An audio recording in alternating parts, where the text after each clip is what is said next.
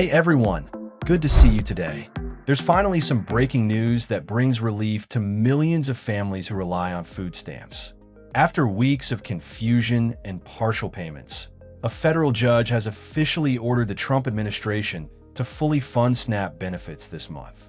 That means the food stamp program, which supports roughly 42 million Americans, will be restored to 100% of normal payments, not the 65% that was previously announced. The decision came after a series of legal challenges and mounting public pressure, and it marks a major turning point in one of the most intense standoffs of this shutdown so far. Before we get into the details, I'd love to hear your thoughts in the comments. Have you noticed any delays or changes in your benefits lately? And if you find updates like this helpful, go ahead and subscribe so you don't miss the next one.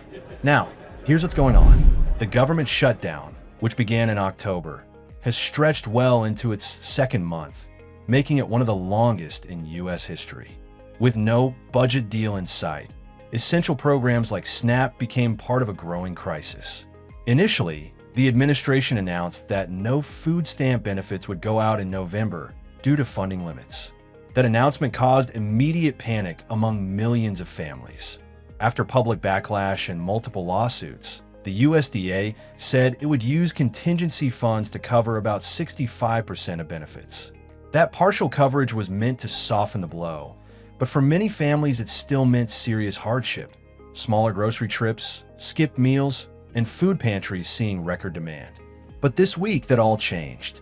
U.S. District Judge John McConnell Jr. ruled that the administration must fully fund SNAP benefits for the entire month of November and do it by Friday.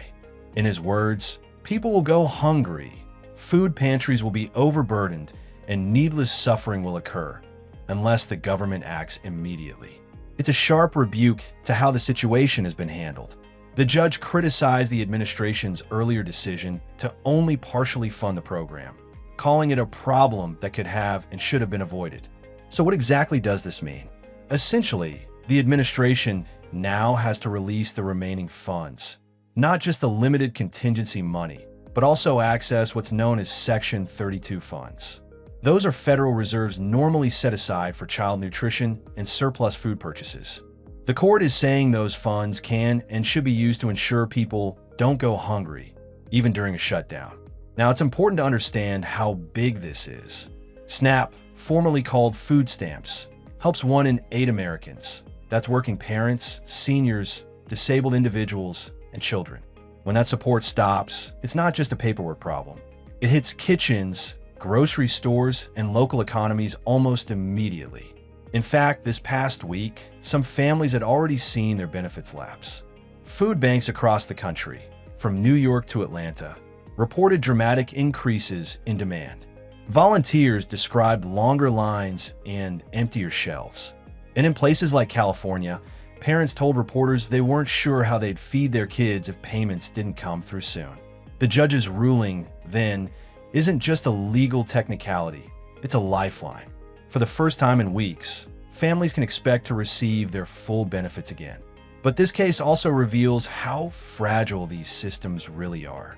SNAP funding has to be renewed monthly, and when the government shuts down, that entire chain of funding grinds to a halt. That's why courts and advocacy groups got involved.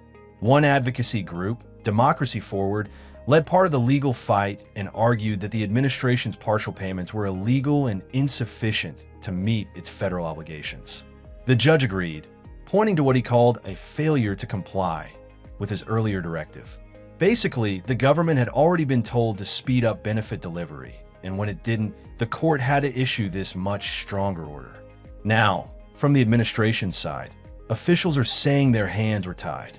Agriculture Secretary Brooke Rollins argued that the USDA only had limited funds available, and that using other accounts, like the Section 32 fund, would cross legal boundaries without congressional approval. Their legal team also blamed state-level systems for payment delays, saying it wasn't purely a federal issue. But the judge wasn't buying it. He said that invoking process as an excuse while millions go hungry wasn't acceptable, and that food assistance is a moral and legal obligation, not a political bargaining chip. His words were blunt. This should never happen in America. And That's a powerful statement. It highlights something we don't talk about enough, that access to food isn't just another line item in a budget. It's a basic human right. Now, beyond the courtroom, this ruling is sending ripples through politics. Other states, including Massachusetts, are already pursuing similar cases, arguing that the administration's earlier funding plan caused substantial delays and left millions uncertain.